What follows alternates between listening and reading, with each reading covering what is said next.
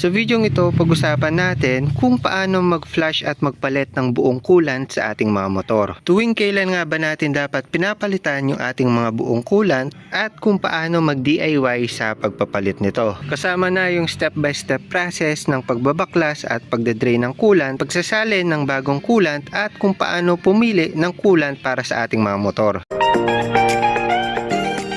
Actually, may video na po tayo about sa pag-flush or pagpapalit ng coolant natin. Sa Click 125 pa natin yon. Kung gusto nyo mapanood, ito po yung video na yon. Ilagay ko na lang po yung link.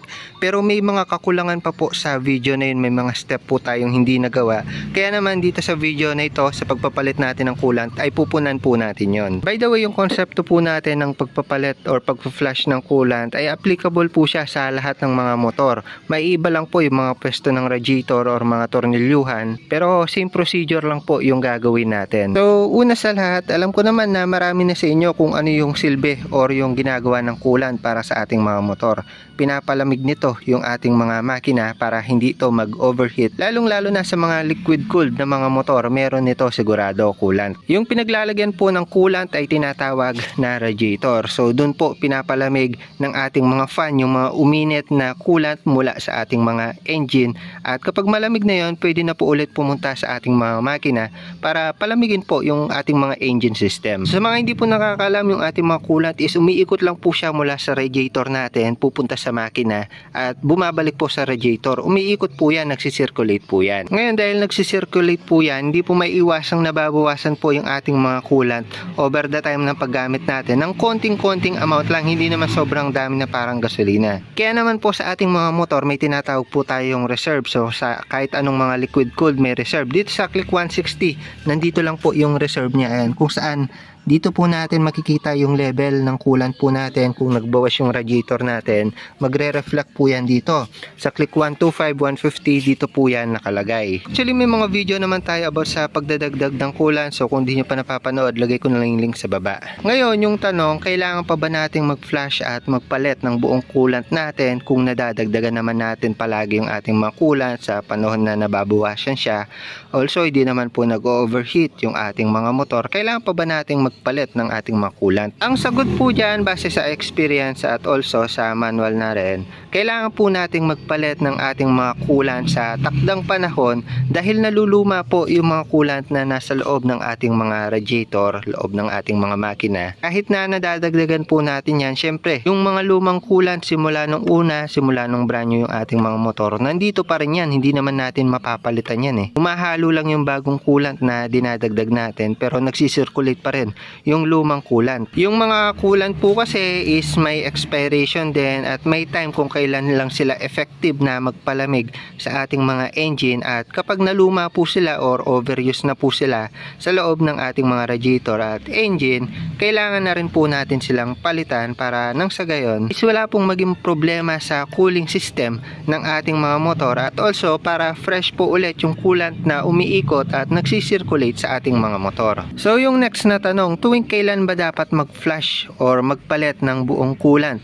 sa ating mga radiator, sa ating mga motor? Unahin po natin yung sabi ng manufacturer at sabi na po ng manual. So dito sa ating mga motor, may guide din po tayo dito.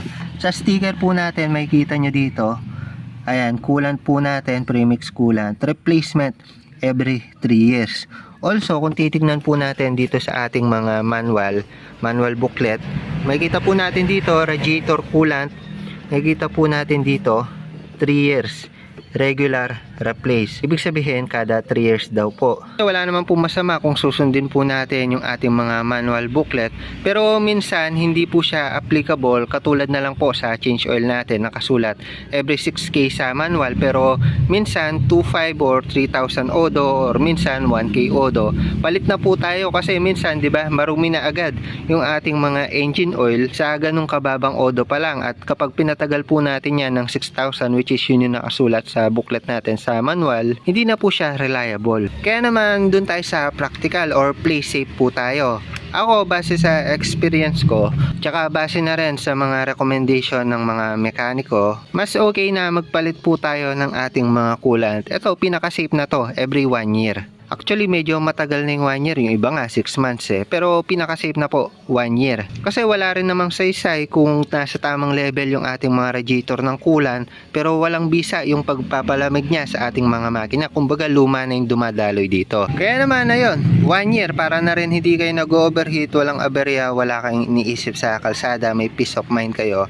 Every 1 year, palit na po tayo or mag-flash ng bagong coolant. I-add ko na rin po pala about sa flash or pagdadrain ng coolant. Pwede rin po nating pagpalsihan yung ating mga odometer. May mga ilang rider kasi na ginagamit yung kanilang mga motor pang araw-araw, pang biyahe at napapadpad po sila ng malayo araw-araw. So syempre sa ganung case, gamit na gamit yung ating mga motor at na pagod din mag-circulate yung ating mga coolant. Kung may advice ko tsaka base na rin sa mga ibang rider na nakakausap ko, 20 to 30,000 kilometers odo yung pwede nyo maging reference or basis sa pagpapalit ng inyong mga coolant. So in short, 20 to 30,000 kilometers odo or 1 year, kung alin yung mauna doon, pwede na po kayo magpalit ng coolant. Actually dito sa likod ng coolant natin, may kita po natin yung replace ng coolant na nire-recommend dito is every 40,000 kilometers or 2 years. Ulitin ko, pwede nating sundin ito pero mas reliable din kasi minsan, tsaka para hindi tayo magka-aberya, mas okay na mas maaga or kalahati ng recommended. Halimbawa ito for recommended 40k, dun tayo sa 20,000 kilometers. Tapos dito 2 years, dun tayo sa every year. Para hindi masyadong nai-stack yung ating mga coolant, baka hindi rin natin alam, may mga dumi na dyan, may problema na rin. Kaya mas okay na napapalitan natin sila nang mas maaga dun sa recommended po natin. So bago tayo mag-flash at magpalit ng coolant natin, pag-usapan muna natin kung paano pumili ng coolant para sa ating mga motor. Sa Honda po kasi may type 1 at type 2 coolant po silang tinatawag. Ayan, kung makita nyo type 1 ito, tapos meron pa po silang type 2. Kasi na rin sa research ko, kahit anong type yan, type 1 or type 2, pwede po siya sa ating mga motor kasi parehas naman po silang all season premix coolant, which is yun yung nire-recommend dito sa ating mga guide sa ating motor, premix coolant. So any premix coolant, kahit hindi po Honda yan. Last time na ginamit kong coolant doon sa Click 125 natin nung nag-flash tayo is Prestone, which is maganda rin. Basta importante premix coolant po yung gagamitin nyo. Ito po kasi mga premix is ready to use na, ilalagay mo na lang, hindi mo na siya haluan ng tubig. May mga coolant po kasi na parang puro siya tas hahaluan mo pa ng tubig, which is hindi applicable katulad sa mga scooter na ganito. Kaya naman premix, hanapin nyo lang yung premix. Marami naman pong ibang brand dyan na pwedeng gamitin. May Extreme, may Kobe, may Prestone, may National, tapos meron ding Honda syempre. Kung ayaw nyo mag-alinlangan, ayan, bilhin na lang kay sa kasa. Tapos about naman po sa kulay, maraming kulay po yung mga coolant, no? Kung nalilito po kayo kung anong kulay ng coolant yung gagamitin nyo, tandaan nyo rin po na basta premix, kahit anong kulay po yan, pwede po yan sa ating mga motor. Mapa pink, mapa blue, mapa green. Kasi hindi na po maselan yung mga motor ngayon, hindi na po maselan yung mga makina. Kaya naman po wala na po siyang arte sa mga kulay ng coolant. Depende na lang kung yung specified na kulay ng coolant na yon is naka-specified lang para sa specific na sasakyan. Pero ako yun, nakagamit na ako ng National, ng Prestone, ayun, ngayon Honda.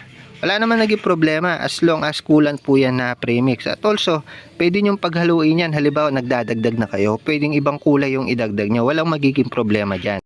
So, proceed na po tayo sa pagpapalit ng coolant. So, syempre, first step, i-drain po natin yung lumang coolant po natin. So, syempre, bago natin ilagay itong bago, itabi lang po muna natin. Para ma-flash po yan, kailangan po natin ma-access yung pinaka-radiator ng ating mga motor. So, dito sa Click 160, may tatlong 8mm po dyan na mga bolts. Yung isa nakatago, kaya tatanggalin din natin to. So tatanggalin natin yung mga tornilyo na to para ma-access yun. Also pala, take note lang din, kailangan malamig yung inyong mga makina. Kung galing kayo sa biyahe, galing kayo sa rides, palamigin nyo muna para hindi kayo mapasok. Also, yung mga coolant po ninyo is kalmado. Halimbawa, magbubukas na po kayo ng cap, hindi po siya sasabog or puputok sa inyo. For safety purpose na rin po, at saka also para ma-drain na rin po natin siya na maayos. So tanggalin lang po natin ito at saka itong cover.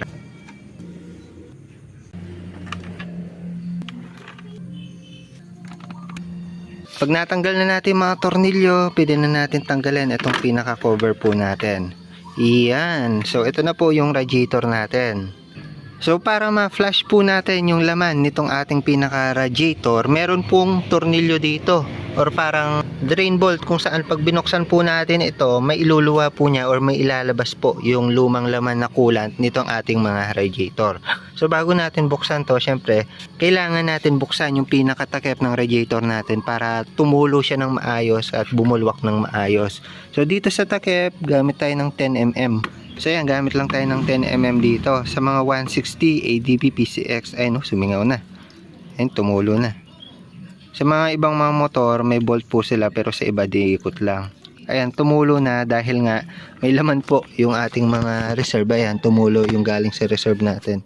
Rumekta po siya. Pwede rin pala binawasan muna natin ng konti ito para hindi tumulo. Pero goods lang yan. Importante ma-drain natin ng maayos. Medyo naging messy lang ng konti. Dito naman sa drain bolt po natin, gagamit naman po tayo ng flower wrench. Yung parang star na bulaklak na Allen wrench. Tapos yung code po niya or yung laki po niya is T40. So okay na may mga ganitong tools kayo, lalo na sa mga Honda, may mga pa-star-star yan. Ngayon take note lang, pagkatapos dito, syempre kagaya na sabi ko kanina, nagsisirculate yung coolant. May laman din pong coolant yung sa part ng ating mga block, so mamaya ituro ko sa inyo. Dito muna tayo sa radiator. So buksan lang natin siya. Ayan, bubulwak siya, layo, parang umihi ah. Ayan oh. Kulay green po yung stock na coolant. Ayan, hintayin lang po natin siya ma-drain. At also, kung nabasa po kayo, punasan nyo agad. Hindi po maganda sa balat yung ating mga coolant eh. Para mas tumulo po siya, tsaka ma-drain po natin, itagilid po natin yung motor natin. So, dito sa side ng radiator, tagilid natin ng konti. Ayan, para tumulo siya ng todo. Ayun o, may mga tumulo pa. Habang nagde-drain po tayo, para may idea kayo kay Click 160 natin, kay Pindot, yung tanda niya at yung odo po niya. 2022 model po ito, so 2024 na ngayon.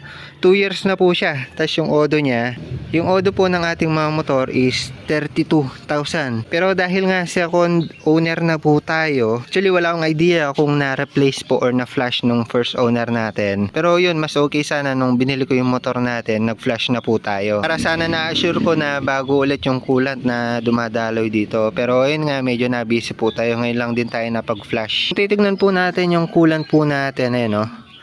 Malinaw pa naman yan eh, pero ayun nga, dahil paulit-ulit na umiikot yan, naluluma rin po yan. So habang pinapatulo pa natin yan sa may radiator natin, punta po tayo dito sa kabila. Kagaya na sabi ko sa inyo kanina, hindi lang sa radiator merong laman na coolant, sa ating mga makina rin may coolant. So para mas magets nyo, nandito po yung block ni Scarlett. So dito sa cylinder block, makikita po natin yung space na to.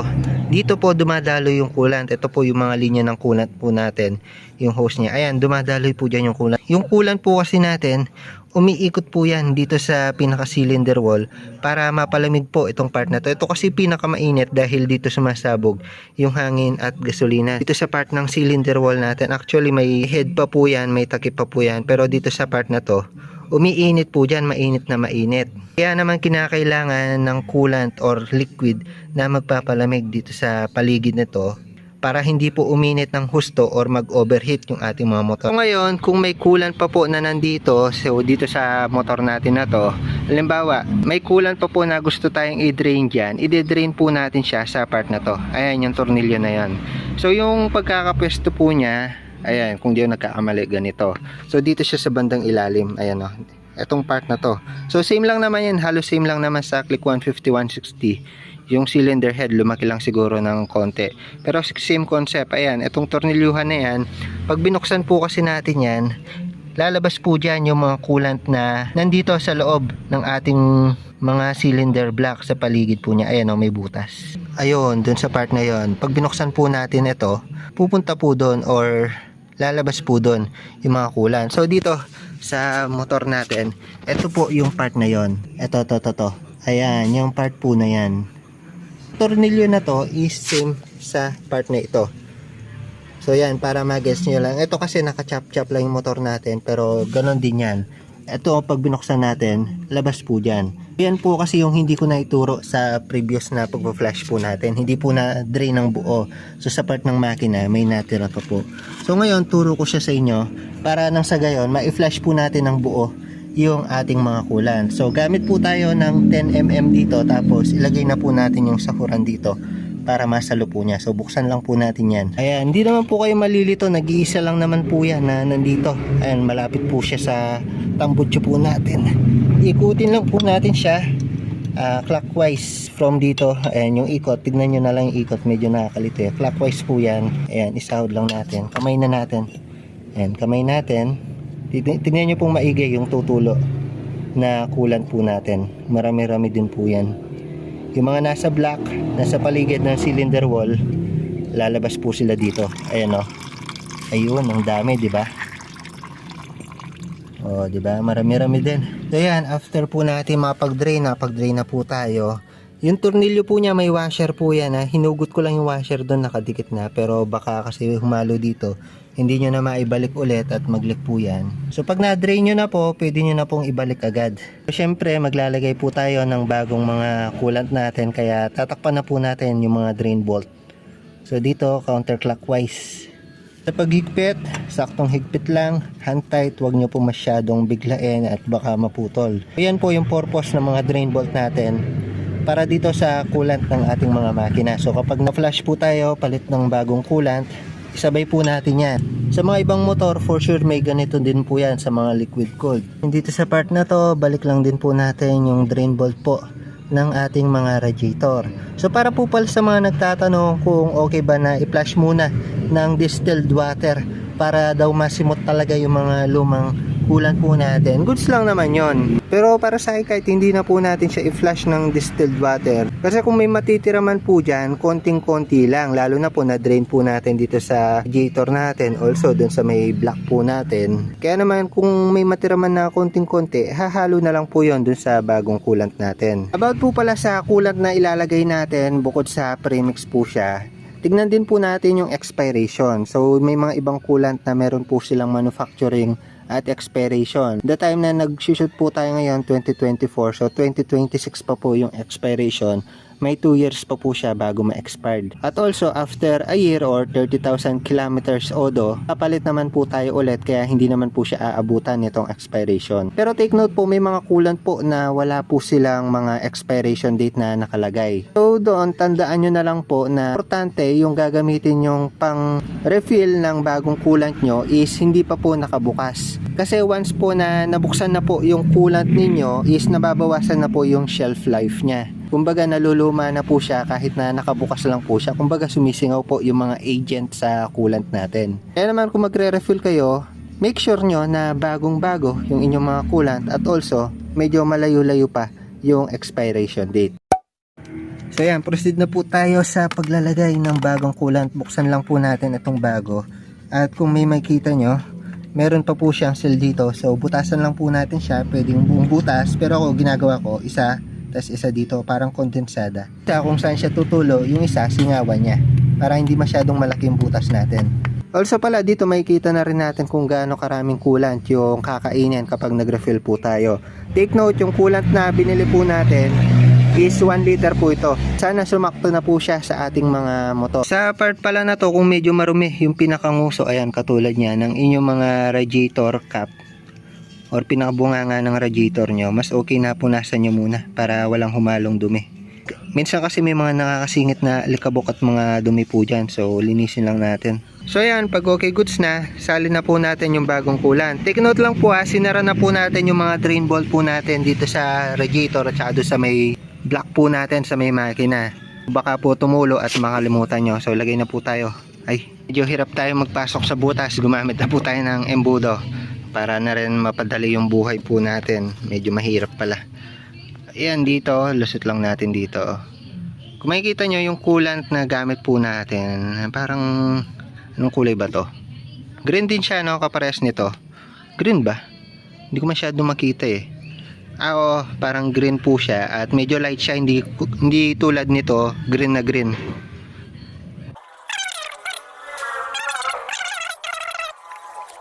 Hindi ko napansin, puno na pala. Wait lang. Ayan, nag-overflow. Kakakwento natin, nag-overflow. Ayan, kung makikita natin dito, puno na ba? Ayan, kinapa no. Gagawin natin para yung hangin kasi hindi pa siya dumadaloy papunta sa block po natin. Hindi pa nagsi-circulate. So para dumaloy po siya papunta sa block po natin, papunta dito sa part na to. Ayan, sumiksik po siya diyan papunta dito. Pumunta po dito. Paganahin po yung motor natin. Paganahin po natin siya ng mga 5 to 10 minutes para yung mga hangin or yung mga hindi pa nalalagyan ng coolant po natin is malagyan. Kumbaga sumingaw na nga po yung hangin para nang sa gayon tama po yung level ng radiator po natin kasi bababa pa po yan kapag nag-circulate na po yan. Also wala pa pong laman yung ating pinaka reserve. So start lang po natin yung motor natin, tapos hayaan lang po natin siyang naka-idle ng mga 5 to 10 minutes. Ayan, naka-start na po, naka-idle na po. Ayan, syempre dadaloy pa yan papunta doon. Time check po natin dito 7:58. So sabihin na natin mga 8:10. So tignan po natin ulit. So iwanan ko lang saglit, take note lang, punong-puno po yan. Ayan, iwanan lang natin naka-idle. Pinakamagandang time na yan para magtimpla ng kape. A few moments later. Alright, so nakatimpla na yung kape natin. So ilang minuto diba? So 8:12 na po, so halos 16 or 14 minutes na po siyang nakabuhay. At ito po yung laman ng kanyang coolant. Actually, ay nabawasan siya. Oh. Kasi kanina punong-puno yan, ngayon bawal pala nating hawakan, mainit na siya. Nabawas siya ng konti ngayon after natin napainit ng naka-idle. I-silinyador naman natin ng mga 1 minute.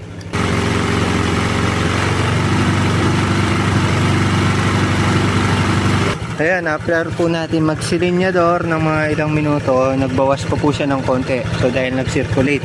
So sa part na to, dagdagan lang natin ng konti.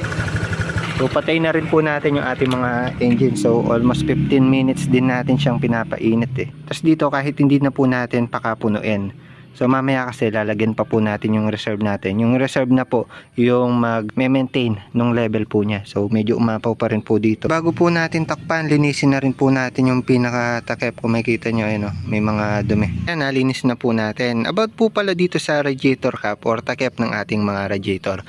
Huwag po kayo basta-bastang nagpapalit ng ibang aftermarket or ibang design, ibang takip ng motor dito sa inyong radiator cap. Dahil may kaukulang pressure po yan na saktong-sakto para ma-resist po niya yung pressure ng coolant na nandito sa radiator. Katulad na lang po ito, 108 kilopascals. So kapag po nagkabit tayo ng takip na mas mababa dito sa inirecommend, pwede pong sumingaw or sumabog yan dahil hindi niya po kaya yung pressure. So ito, saktong-sakto lang po. Stock is good para po dito. Kung masira man po itong mga radiator cap nyo, palitan nyo ng same lang ng stock para wala pong problema. Kasi modern na po itong mga takip po natin, nakadesign na po yan na makakayanan po niya yung pressure sa loob, yung init. Yan, kung makikita yun, daming o-ring, may mga ano pa dito, yan o. Ang dami niyang advance na po tayo dito sa takip natin. So kaya naman, stay stock lang po tayo dito. Sa pagkakabit po, tingnan lang po natin yung thread. Pwede po natin siya ma-hand tight. Pero dito sa part na to, kung makikita nyo, part na to, ayan, may stopper po siya. So kapag umabot na po tayo doon, yun na po yung pinakasagad niya. Ayan, ikutin lang po natin siya. Ayun, itong pinaka na to, stopper na to. Ayan, dapat sumalubong po siya dito sa pinaka radiator. Doon sa, ayun o. Ayun, kapag nagtagpo na po yung dalawang yan, yun na po yung pinakasagad ng takip natin. Huwag na po nating ipilit. At saka yung position po niyan, tandaan nyo po, nakaharap dito sa atin. So, ganun po yung tamang way ng pagtatakip. Baka naman po kulang yung pagtakip nyo, katagalan luluwag po yan. Yung pressure niya may tutulak po niyan. Pagkatapos ay refillan lang po natin yung ating mga reserve. So, ilagay lang po natin yung saktong amount. Huwag mababa sa lower at huwag angat sa upper. Pagkatapos ay takpan lang po natin siya ng maayos. Make sure na lapat yung takip dun sa pinakanguso para nakalak po talaga siya at hindi sumingaw. Balik lang din natin yung pinaka-cover ng reserve at saka yung push pin. Pagkatapos ay balik lang po natin ulit yung cover ng radiator natin. At po pala sana gamit po natin coolant, hindi po natin siya naubos Hanggang dito pa po yung laman niya, pwede pa po natin itong pandagdag or pang top up. Siguro mga 600 ml din yung nagamit natin. Pero kung sakali mang magre-reflush kayo ng inyong mga coolant, bilhin na po kayo ng 1 liter para ma-make sure po natin na hindi po kayo mabibitin. So lagi nyo lang pong tatandaan na walang permanente sa ating mga motor, kagaya na lang po ng coolant. Kaya naman kahit once a year palitan at i-reflush po natin ito para hindi po tayo magka-aberya sa kalsada, katulad na lang po ng pag-overheat. So yun lang muna para sa video na ito. The more click, the more you know. Palit, reflush ng coolant para sa ating mga motor. Bye bye.